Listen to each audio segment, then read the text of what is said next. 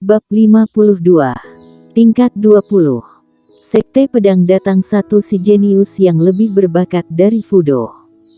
Tidak tahu siapa yang mengatakan, membuat Sekte Pedang bagian luar langsung bersorak. Awalnya sebagian murid bagian luar yang tidak tertarik dengan ujian ini, pun datang ke pagoda monster pedang, bahkan hingga murid dan tetua yang sedang bertapa pun ditarik keluar oleh teman-temannya untuk datang meramaikan. Seketika, pagoda monster pedang pun menjadi sangat meriah. Berusia 16 tahun alam bawaan, Sutomo Jiang yang ada di dalam pagoda monster pedang memang pantas disebut jenius langka. Itulah, aku berusia 16 tahun baru pendekar hitam level 6, sedangkan dia berusia 16 tahun sudah mencapai alam bawaan, benar-benar membuat orang iri. Di dunia ini ada orang yang seperti siluman. Di Sekte Pedang sudah ada satu Fudo, sekarang Sutomo Jiang, Sekte Pedang akan bangkit dan berkembang. Juga ada murid tukang yang bernama Warrior yang, di dalam bisa bertahan selama ini, bisa membuktikan talenta dan kekuatannya. Jika tidak ada kejadian yang tidak terduga, dia seharusnya akan bersama Sutomo Jiang dan Snow King mengikuti peringkat King Yun angkatan berikutnya. Roda kehidupan terus berputar. Waktu itu dia diturunkan menjadi murid tukang. Aku dan murid lainnya pernah menertawai dia, tidak menyangka hanya dalam waktu sesingkat ini, dia sudah melampaui kita semua. Iya, kita semua tahu, waktu tetua pengajar mengajari aku keterampilan hitam, karena aku tidak serius, tetua tersebut mengatakan, apakah kamu mau menjadi warrior yang kedua? Jika sekarang menanyakan pertanyaan ini, aku pasti akan mengatakan aku bersedia. Meskipun talenta dia bagus juga percuma. Ada Sutomo Jiang, dia ditakdirkan hanya bisa menjadi pendamping. Adik seperguruan, perkataan kamu ini ada sedikit rasa cemburu, tapi ini adalah kenyataan. Setelah angkatan lalu muncul Fudo, si jenius di peringkat murid bagian luar semuanya menjadi terpendam, tidak terkenal. Angkatan ini ada Sutomo Jiang, maka Snow King yang tadi baru menerobos alam bawaan dan murid tukang itu, hanya bisa menjadi pendamping. Orang yang datang semakin ramai, suasana pun semakin berisik. Daren Chao tersenyum paksa menggelengkan kepala, para orang ini demi melihat si jenius sampai melupakan latihan. Tapi dia tidak melarang, karena andai saja dia mendengar berita ini, pasti juga akan bergegas kemari. Si tua, si murid tukang itu kapan keluar? Tanya Bona memandang Daren Chao yang sudah kehabisan kesabaran. Dia sudah menunggu lama, jika bukan karena si tua ini mengatakan di dalam sana bisa mendapatkan keuntungan yang banyak, dia sudah dari awal masuk ke dalam menarik dia keluar. Memandang gadis penyihir kecil ini, Daren Chao pun pusing sekali. Sebenarnya dia sangat penasaran, kenapa gadis penyihir kecil ini begitu baik dengan Warrior Yang. Dan begitu menuruti perkataan Warrior Yang. Si tua, aku bertanya padamu, Warrior di dalam tidak akan ada masalah? Tanya Bona yang sedikit khawatir. Daren Chao langsung tersenyum dan berkata, tidak akan. Di pagoda ini hanya formasi ilusi, meskipun di dalam mati hanya ilusi. Kenapa dia belum keluar? Aku juga tidak jelas, tapi menurut perkiraanku, dia seharusnya akan keluar. Setelah Daren Chao selesai berkata, jimat yang ada di pagoda monster pedang berkedip, muncul sosok bayangan seseorang dikeluarkan. Keluar, sudah keluar. Murid tukang itu sudah keluar. Mendengar suara teriakan murid yang ada di sampingnya, Daren Chao pun tersenyum dan berkata, lihat, dia sudah keluar. Tiba-tiba Daren Chao terdiam, karena suasana menjadi tenang dan gadis penyihir kecil memandang dia dengan tatapan tidak akur. Daren Chao secara naluri melihat ke arah bawah, dia menyadari semua orang yang di sekitarnya tiba-tiba hening. Bahkan beberapa tetua di sampingnya pun sangat hening, tatapan seperti melihat hantu. Daren Chao mengerutkan kening, melihat ke arah sosok bayangan orang yang dikeluarkan. Di saat dia melihat wajahnya, badan Daren Chao pun kaku. Di luar pagoda monster pedang pun muncul adegan yang aneh. Suara berisik seketika hilang. Semua orang berubah menjadi tenang, bahkan ada yang berdiri diam tidak bergerak. Sutomo Jiang terus menggelengkan kepala. Setelah rasa pusing ini hilang, dia baru membuka sepasang mata. Di saat dia melihat pemandangan di depan mata, dia juga terdiam. Semua orang memandang dia, tidak bergerak memandang dia dengan rasa aneh. Tidak lama kemudian, Sutomo Jiang pun tersenyum lebar. Dalam hati berpikir, pasti karena prestasi dia terlalu bagus, membuat semua orang ini tercengang.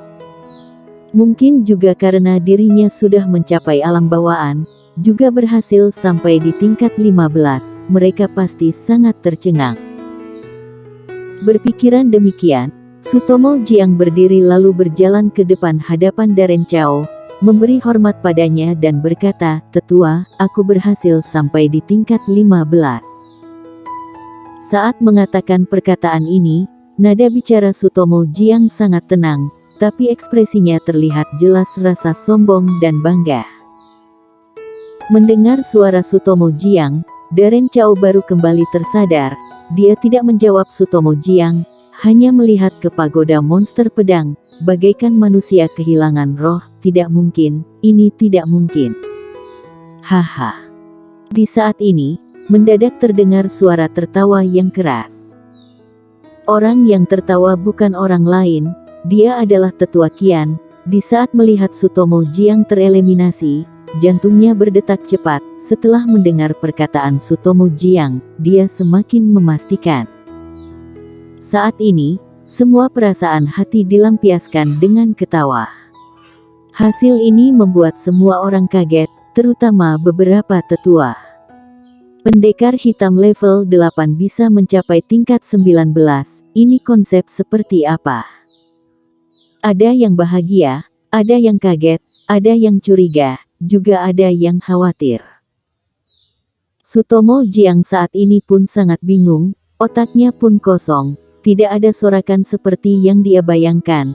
Juga tidak ada orang yang mengagumi dia, juga tidak ada orang yang langsung ingin menjalin hubungan dia. Para tetua tidak menganggap keberadaan dia, murid-murid yang di sekitar melihat dia juga dengan tatapan aneh. Jangan bingung, angkat kepalamu melihat angka yang ada di pagoda. Di saat ini, Snow King yang baru mencapai alam bawaan pun berjalan ke samping Sutomo Jiang dan menyindirnya.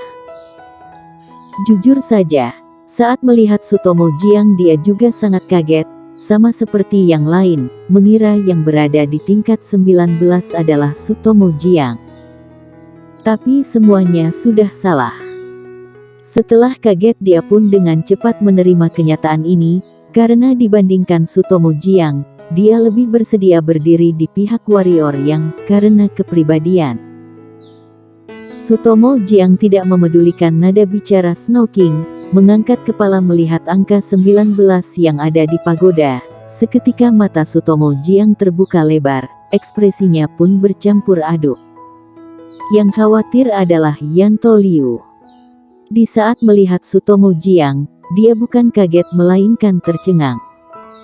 Dirinya sama sekali tidak pernah menganggap penting Sutomo Jiang. Dia terus menghitung warrior yang akan bisa berapa lama di dalam. Bisa dikatakan, beberapa hari ini adalah hari yang paling susah dilewati. Warrior yang berada 2 jam di dalam, bagi dia adalah penderitaan. Karena dia semakin lama di dalam, menandakan kekuatan dan talenta terpendam warrior yang sekarang sudah bukan penderitaan, melainkan sebuah bencana. Murid peringkat bagian luar yang ada di sekitar pun memandang sekilas Yanto Liu. Di saat melihat Yanto Liu mengepalkan tangan dengan erat, ekspresi sangat jelek, semua orang pun menggelengkan kepala. Ini adalah mencari mati. Tapi ini membuat semua orang memahami satu kebenaran, yaitu jangan meremehkan musuh, jangan memberi kesempatan apapun kepada musuh, jika tidak akan menjadi seperti Yanto Liu. Saat ini Yanto Liu pun merasa menyesal, sangat menyesal. Jika dari awal mengetahui warrior yang ada prestasi hari ini, waktu itu pasti akan sekuat tenaga membunuh warrior yang. Tapi sekarang sudah telat, jangan bilang apakah dia bisa membunuh warrior yang. Jika dia berani menyerang warrior yang, ketua sekte pedang pasti tidak akan mengampuni dia. Yanto Liu juga tidak terus melihat, menatap sekitar pagoda monster pedang, lalu memutar badan pergi. Sekarang dia sudah tidak tertarik warrior yang bisa menerobos hingga tingkat berapa. Dia sekarang harus memikirkan cara menghadapi warrior yang. Karena dia mengetahui, dendam di antara keluarga Liu dan warrior yang, jika warrior yang bangkit, pasti tidak akan mengampuni keluarga Liu. Jadi sekarang yang harus dia lakukan adalah bagaimana membunuh warrior yang tanpa ada yang mengetahui. Di tingkat 19, setelah duduk bersila selama 2 jam, warrior yang memejamkan mata pun akhirnya membuka matanya. Tatapan bahagia pun muncul dan berkata, tidak menyangka pertarungan ini bisa membuat aku menjadi pendekar hitam level 9, pertarungan hidup mati memang banyak kegunaan. Betul, setelah melalui pertarungan sebelumnya, dia sudah menjadi pendekar level 9, kekuatan juga meningkat membuat peluang dia semakin banyak untuk menghadapi monster pedang tingkat selanjutnya. Dia berdiri dan menggerakkan badan. Terdengar suara, krak. Warrior yang pun dengan puas mengangguk kepala. Andai saja sekarang membiarkan dia bertarung dengan monster pedang alam bawaan, dia pasti tidak perlu menggunakan waktu yang lama, karena tidak hanya tingkatan dia meningkat, bahkan kekuatan raga juga meningkat. Warrior yang tidak ragu-ragu, dengan cepat melangkah ke tangga. Dia yang sekarang ini, memiliki keyakinan bertarung yang kuat. Warrior yang naik ke tingkat 20, di saat dia melihat lawannya, warrior yang langsung terdiam, lalu menyipitkan mata, ekspresi pun menjadi lebih serius untuk menghadapi monster pedang alam bawaan. Bersambung.